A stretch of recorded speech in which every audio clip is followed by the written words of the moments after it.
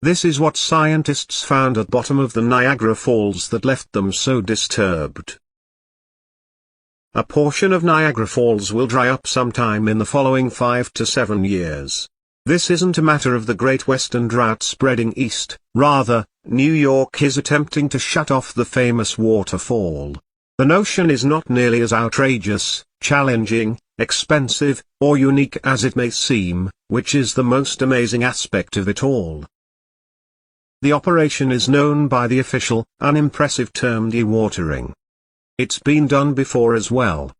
In 1969, engineers and scientists blocked the American Falls section of the largest water feature on the continent for around 5 months in order to study bedrock erosion. This time around, Horseshoe Falls won't be affected either, despite being a considerably larger stretch that is mostly in Canadian territory. As a once-in-a-lifetime occurrence, the obstruction attracted an influx of tourists eager to gawk at the strangeness of the rocky, usually submerged floor and the 70 to 100 foot tall stone cliff, over which millions of gallons of water typically pour every hour. On the Canadian border, Niagara Falls is located at the westernmost point of New York. The Niagara River, which links Lake Erie and Lake Ontario, descends more than 100 feet in the middle of its course. There are 3 different waterfalls. Horseshoe Falls, a tremendous 165-foot plunge on the western Canadian side of Goat Island, is responsible for nearly 85% of the river's flow.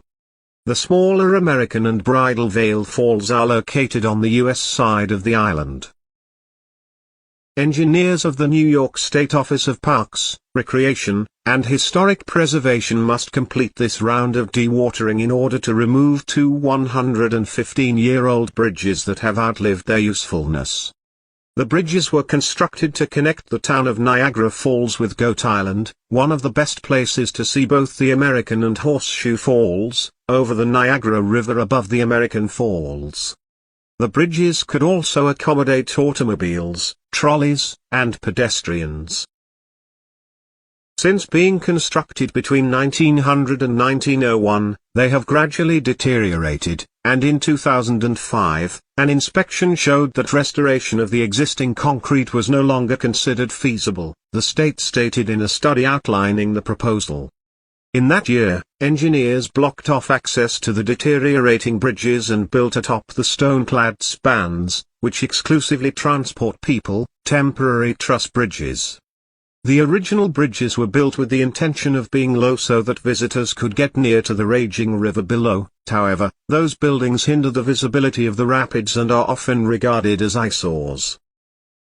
3 alternatives are being considered by New York for their long-term replacements: linked arch bridges with vertical cables supporting the surface from above, precast concrete arched designs that closely match the existing bridges, and steel girder bridges that are simpler and more linear. Although the choice won't be made for some time, the concrete arching style is thought to be the best. No matter what the strategy, it cannot be carried out with 30,000 cubic feet of water passing by every second. The state is weighing 2 possibilities as people wonder how long the American Falls will be off. In an effort to cause as little disturbance to the park as possible, it may destroy the existing bridges and construct the foundations for replacement ones over the course of a 5-month dewatering, then finish the upper structures over the course of the following year after water flow has been restored. Alternately, it might drain the falls for 9 months while simultaneously constructing the full set of bridges. Water flow control is actually a rather straightforward procedure, and at $3 million, it is a minor portion of the projected $27 million project. Between the upstream extremity of Goat Island and the U.S. mainland, which is only 350 feet away, engineers will construct a cofferdam. A cofferdam is a sort of dam that is used to contain a portion of a body of water. Once it is in place, the water is pumped out, leaving the inside dry.